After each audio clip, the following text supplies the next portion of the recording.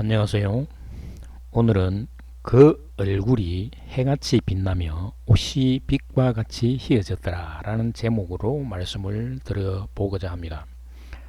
마태복음 17장 1절에서 5절을 보면 엿새 후에 예수께서 베드로와 야고보와 그 형제 요한을 들이시고 따로 높은 산에 올라가셨더니 그들 앞에서 변형되사 그 얼굴이 해같이 빛나며 옷이 빛과 같이 희어졌더라. 그때에 모세와 엘리야가 예수와 더불어 말하는 것이 그들에게 보이거늘 베드로가 예수께 여쭈어 이르되 주여 우리가 여기 있는 것이 좋사오니 만일 주께서 원하시면 내가 여기서 초막셋을 짓되 하나는 주님을 위하여 하나는 모세를 위하여 하나는 엘리야를 위하여 하리이다. 말할 때 호련히 빛난 구름이 그들을 덮으며 구름 속에서 소리가 나서 이르시되 이는 내 사랑하는 아들이요 내 기뻐하는 자니 너희는 그의 말을 들으라 하시는지라. 예수님이 변형되고 난 뒤에 모세와 엘리야가 등장합니다. 공통점이 있는 것입니다. 예수님의 변형된 모습은 부활을 미리 보여주고 있는 것입니다. 부활은 육에 갇혀있던 영이 일어나고 하나님이 주시는 영의 몸을 입는 것입니다. 여기서 말하는 부활은 부모로부터 받은 육체가 아니라 하나님으로부터 받은 영의 몸을 의미합니다. 그래서 육체는 사라진다는 것입니다. 예수님이 십자가에서 죽으시고 예수님과 대화를 나누었던 니고데모가 로마 총독에게 찾아와 장례를 해야 하니 예수의 시체를 달라고 했습니다. 그리고 총독이 허락한 후에 예수의 시체는 무덤에 들어갔는데 총독은 무덤을 봉하라고 했습니다. 그 이유는 제사장들이 예수가 부활할 것이라는 말을 들었으므로 제자들이 예수의 시체를 훔쳐갈 것을 염려하여 총독에게 무덤의 밀봉을 요구했던 것입니다. 그리고 안식 후 첫날에 막달라 마리아와 다른 여자가 무덤의 가문이 열려 있었으며 무덤에는 아무도 없었다는 말입니다. 마태복음 25장 5절에서 7절을 보면 천사가 여자들에게 말하여 이르되 너희는 무서워하지 말라. 십자가에 못 박히신 예수를 너희가 찾는 줄을 내가 아노라. 그가 여기 계시지 않고 그가 말씀하시는 대로 살아나셨느니라. 와서 그가 누우셨던 곳을 보라. 또 빨리 가서 그의 제자들에게 이르되 그가 죽은 자 가운데서 살아나셨고 너희보다 먼저 갈릴리로 가시나니 거기서 너희가 배우리라 하라. 보라 내가 너희에게 일렀느니라 하거늘. 교회 신도들 대부분은 죽어 있던 시체가 살아나셨다고 믿는 것입니다. 이것을 설명하는 말씀이 요한복음 3장 5절입니다. 예수께서 대답하시되 진실로 진실로 내게 이르노니 사람이 물과 성령으로 나지 아니하면 하나님 나라에 들어갈 수 없느니라. 물은 물 세례로서 육의 죽음을 의미합니다. 성령은 성령 세례로서 영의 몸으로 하늘로부터 난다는 의미를 갖습니다. 특히 요한복음 6장 63절에서 살리는 것은 영이니 육은 무익하니라 라고 말을 했던 것입니다. 사도 바울도 고린도전서 15장 42절에서 44절에 말을 하고 있는데 죽은 자의 부활도 그와 같으니 썩을 것으로 신고 썩지 아니할 것으로 다시 살아나며 욕된 것으로 신고 영광스러운 것으로 다시 살아나며 약한 것으로 신고 강한 것으로 다시 살아나며 육의 몸으로 신고 신령한 몸으로 다시 살아나니 육의 몸이 있은즉 또 영의 몸도 있느니라 라고 말했습니다.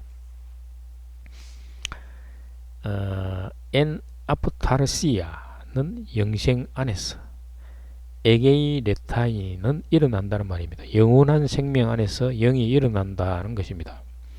우리 한글 개역개정은 다시 살아난다 라고 번역하므로 마치 죽었던 육체가 다시 살아나는 것처럼 오인하게 합니다. 신령한 몸이라고 번역된 소마 프뉴마티코는 영의 몸입니다. 부활은 육의 몸이 아니라 영의 몸이라는 사실을 말해줍니다. 두 번째 모세의 이야기입니다. 유다서 1장 9절 천사장 미가엘이 모세의 시체에 관하여 마귀와 다투어 변론할 때에 감히 비방하는 판결을 내리지 못하고 다만 말하되 주께서 너를 꾸짖으시기를 원하노라 하였거늘 마귀는 세상의 왕으로 지칭됩니다. 시체는 자기의 영역이라는 말입니다. 그런데 하나님이 시체를 없애버리고 사람들이 볼 수 없도록 만들었다는 것입니다. 하나님이 임명한 사탄이 모세의 시체에 대해서 비방하는 것은 하나님을 비방하는 것과 같다는 말입니다. 마귀가 하나님을 비방한다는 것이 말이 되는가라는 것입니다. 비방하는 판결은 오직 하나님에게만 있습니다. 사탄도 이 세상의 임금이 된 것은 하나님이 일정 기간 허락하셨기 때문입니다. 그래서 아무리 높은 천사장이라도 사탄을 함부로 비방하지 않는다는 것입니다. 하나님이 하시기 때문입니다. 사람들은 가끔 모세가 죽지 않고 하늘로 올라갔다고 말을 하는 자들도 있습니다. 하나님이 모세의 시체를 치우는 이유는 우상 숭배의 대상이 될까봐 그러시는 것입니다. 오늘날도 예수의 육체적 흔적을 찾으려는 사람들이 많이 있는 것입니다.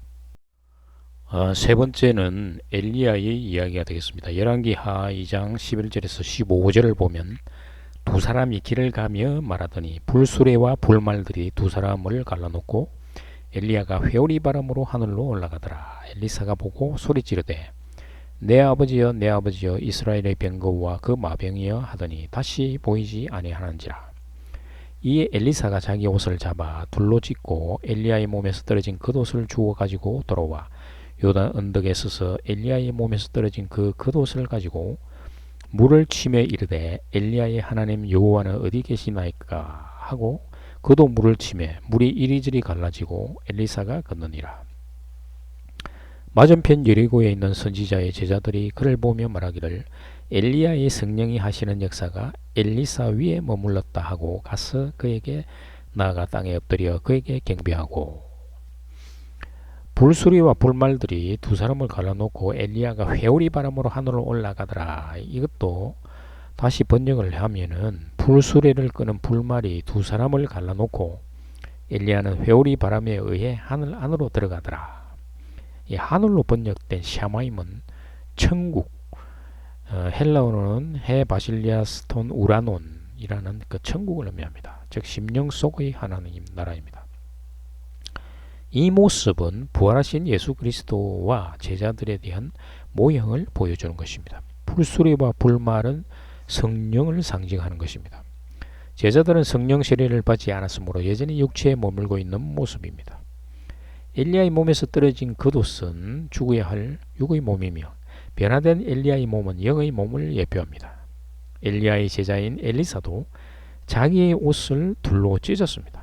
십자가에서 죽은 예수와 함께 연합된 자가 부활하신 그리스도와 연합되는 장면입니다. 그리고 엘리야의 겉옷으로 물로 치고 엘리사도 자기의 찢어진 옷으로 물로 치니 물세례, 물이 갈라지고 성령 세례, 엘리사는 강을 건너게 되는 것입니다. 엘리야가 갑자기 육체가 변하여 불마차를 타고 하늘로 승천했다고 신도들은 말을 하는데, 그러나 이 이야기를 통해서 하나님께서 하시고자 하는 말씀은 예수 그리스도의 죽음과 부활을 예포하고 있다는 사실입니다. 엘리야의 승천 이야기는 상징적인 표현을 통해서 엘리야처럼 영의 몸의 변화와 하늘로 올려지는 그런 모습의 그리스도를 보여주는 것입니다. 이르시되 이는 내 사랑하는 아들이요 내 기뻐하는 자니 너희는 그의 말을 들으라 하시는지라. 예수님의 제자들은 신비한 환상을 보고 육적 마음으로 말을 합니다. 초막 세계를 지지하는 것입니다. 그들에게는 여전히 육체가 소중한 것입니다. 예수님이 제자들에게 하시는 말씀은 십자가에서 죽고 부활할 것이라는 말씀입니다. 모세나 엘리야를 통해서 예수님의 부활이 어떤 의미를 갖는지 생각해 보라는 말씀입니다. 부활은 죽었던 육체가 살아나는 것이 아니라는 것입니다. 죽어야 할 육체에 집중하지 말라는 것입니다. 감사합니다.